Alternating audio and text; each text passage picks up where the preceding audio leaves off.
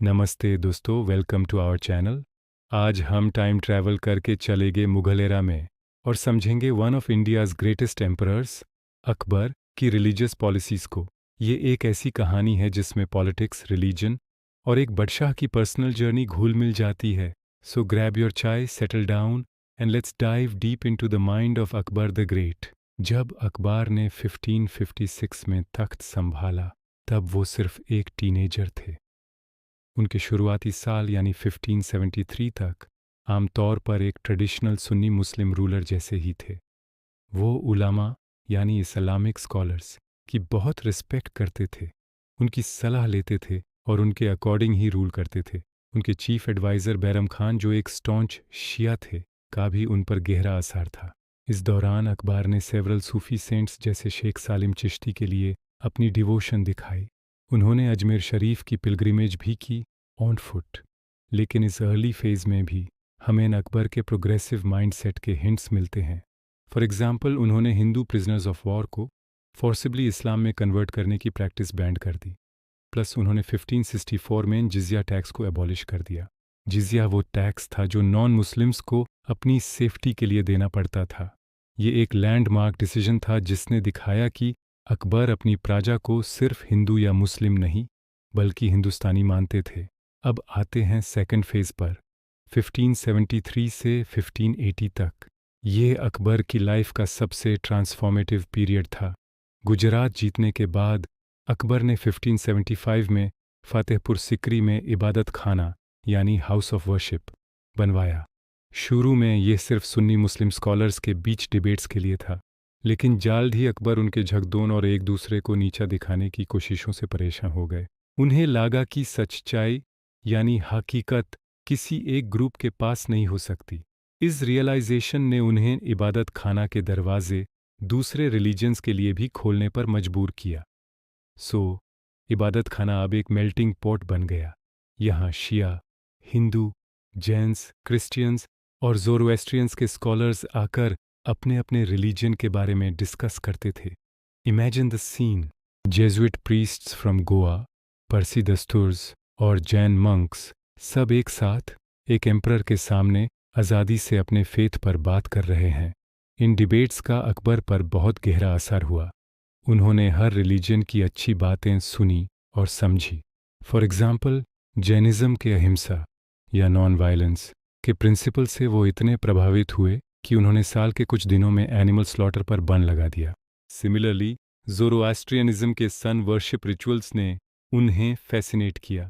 ये डिबेट्स ही थे जिन्होंने अकबर को ऑर्थोडॉक्स उलामा से दूर कर दिया। उन्हें समझ आ गया था कि इन उलामा का मकसद सिर्फ अपने पावर और इन्फ्लुएंस को बनाए रखना है, न कि सच्चाई की खोज करना। इसी बीच 1579 में एक मेजर इवेंट हुआ, द महज़ार या इनफैलिबिलिटी डिक्री। इस डॉक्यूमेंट ने अकबर को इमामी आदिल यानी द जस्ट रूलर का टाइटल दिया।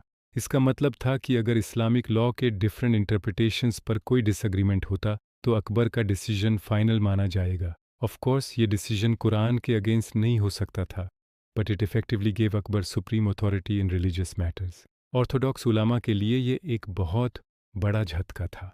उनकी पावर को सीधा चैलेंज किया गया था। इसके बाद अकबर ने मददी माश ग्रांट्स यानी रिलीजियस स्कॉलर्स और इंस्टीट्यूशंस को दी जाने वाली टैक्स फ्री लैंड को भी रीऑर्गेनाइज किया। उन्होंने ऐसी ज़मीनें उन लोगों से वापस ले ली जो उन्हें डिज़र्व नहीं करते थे और उन्हें ज़रूरतमंद स्कॉलर्स को दिया, चाहे वो किसी भी रिलीजन के हों। ये उनकी सुलही कुल या यूनिवर्सल पीस की पॉलिसी का एक हिस्सा था। फाइनली आते हैं अकबर के रूल के थर्ड और फाइनल फेज़ पर 1580 के बाद। इस दौरान अकबर ने अपने रिलीजियस आइडियाज़ को एक कॉन्क्रीट शेप दिया, जिसे हम दीनी इलाही या तौहीदी इलाही यानी डिवाइन मोनोथीज़म के नाम से जानते हैं। अब a lot of people mistakenly call it a new religion, but historians का कहना है कि ये कोई नया मजहब नहीं था। इसका ना कोई स्क्रिप्चर था, न कोई प्रीस्ट, न कोई प्लेस ऑफ वर्शिप। दीनी इलाही बेसिकली एक सूफी स्टाइल ऑर्डर या ब्रदरहुड था जिसके मेंबर्स सीधे एम्परर के प्रति लॉयल होते थे। इसका एम था डिफरेंट रिलीजन्स के लोगों को यूनाइट करना। इसमें न अलग अलग धर्मों की अच्छी बातें शामिल थी। इस्लाम से मोनोथीज़म, हिंदुइज़्म और ज़ोरोएस्ट्रियनिज़्म से सन एंड फायर वर्शिप और जैनिज़्म से नॉन वायलेंस। इसका मेंबर बनना कंपलसरी नहीं था, इनफैक्ट अकबर के दरबार के सिर्फ कुछ गिने चुने लोगों जैसे अबुल फाजल और बिरबल ने ही इसको ज्वाइन किया था। राजा मन सिंह जैसे बड़े नोबल ने तो साफ मना कर दिया था। तो ये कहना गलत होगा कि अकबर ने एक नया रिलीजन शुरू करके सबको कन्वर्ट करने की कोशिश की। तो इन सब का अकबर की स्टेट पॉलिसीज़ पर क्या असर पड़ा? The biggest impact was the policy of religious toleration. Akbar ने ऐसी स्टेट बनाई जहां किसी के साथ उसके धर्म के आधार पर भेदभाव नहीं होता था। हाई गवर्नमेंट पोजीशन सभी के लिए ओपन थे।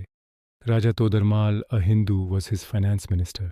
राजा Man Singh was one of his top generals. उन्होंने रामायण और महाभारत जैसे संस्कृत टेक्स्ट्स को पर्शियन में ट्रांसलेट करवाया ताकि उनके कोर्ट के लोग उन्हें पढ़ और समझ सकें। उन्होंने हिंदू फेस्टिवल्स जैसे दिवाली और रखी को कोर्ट में सेलिब्रेट करना शुरू किया। उनका विजन एक ऐसे हिंदुस्तान का था जहां सभी कम्युनिटीज़ शांति और हार्मनी से एक साथ रह सकें। उनकी सूल्ही कुल की पॉलिसी सिर्फ एक आइडियल नहीं थी, बल्कि उनके एडमिनिस्ट्रेशन का फाउंडेशन थी। तो इन कंक्लूजन, अकबर की रिलीजियस जर्नी एक ऑर्थोडॉक्स रूलर से शुरू होकर एक ऐसे बादशाह तक पहुंची जो यूनिवर्सल ट्रूथ और हार्मनी की खोज में था।